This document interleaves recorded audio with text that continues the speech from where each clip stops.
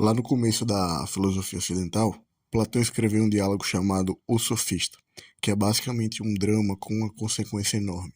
E a grande jogada desse drama é o que a gente pode chamar de um parricídio, que é o assassinato filosófico do grande pensador Parmênides.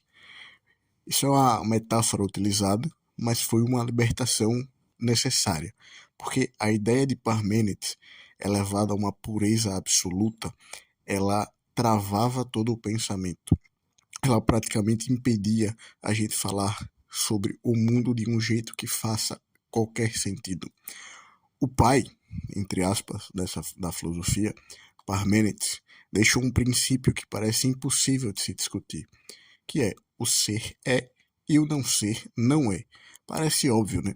Mas o problema é o que ele quis dizer com ser e não ser. Com não ser, ele se refere ao nada absoluto, um vazio metafísico que nós sequer podemos pensar. Aí, se você levar essa ideia e buscar tirar consequências dela, as coisas começam a ficar um pouco esquisitas. Como, por exemplo, poderíamos dizer que um homem não é um cavalo.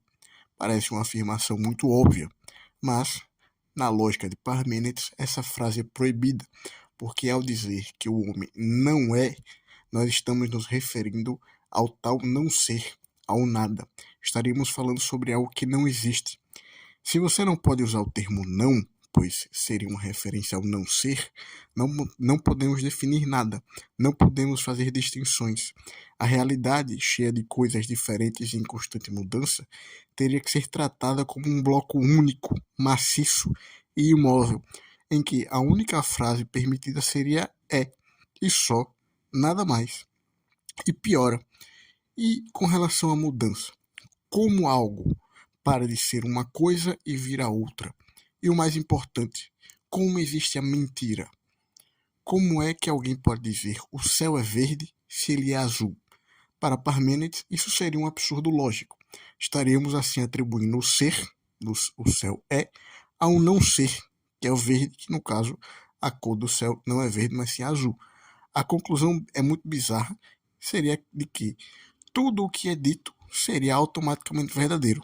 Não existiria mentira e nem erro. É aí onde entra Platão. Com muito respeito, mas com muita coragem, ele decidiu que tinha que cometer esse parricídio contra a interpretação dogmática de Parmênides. A jogada de mestre de Platão foi então dizer o seguinte: o que é, de algum jeito, também não é, e o que não é, de algum jeito, também é. Parece confuso, mas é brilhante. Platão percebeu que o não, na nossa linguagem do dia a dia, não está apontando para um nada absoluto, não está apontando para esse vazio metafísico, mas está apontando apenas para a diferença, para o outro.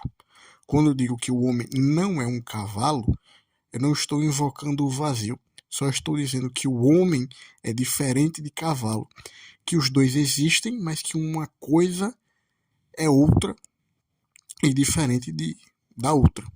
Dessa forma, Platão então resgatou a negação. Ele transformou o não em uma ferramenta para descrever como as coisas se relacionam e se diferenciam umas das outras na realidade. E tem um detalhe genial nessa crítica.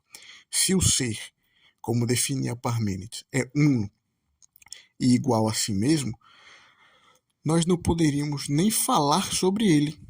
Só de dar um nome ao ser, nós já estamos criando uma separação entre a coisa e o seu nome. Afinal, o ser é uma coisa e o seu nome é outra.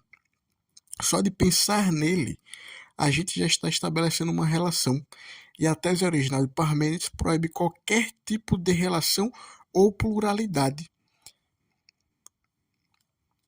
Ou seja, a própria ideia se autodestrói. Ele não pode, e ela não pode ser expressa sem se contradizer. No fim das contas, o parricídio que Platão cometeu não foi para destruir a lógica, mas para salvá-la. Foi um ato de libertação.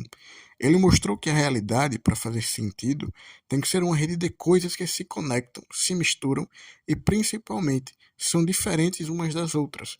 Foi esse crime filosófico necessário que permitiu explicar o mundo como a gente conhece, cheio de diversidade, mudança e até mentiras.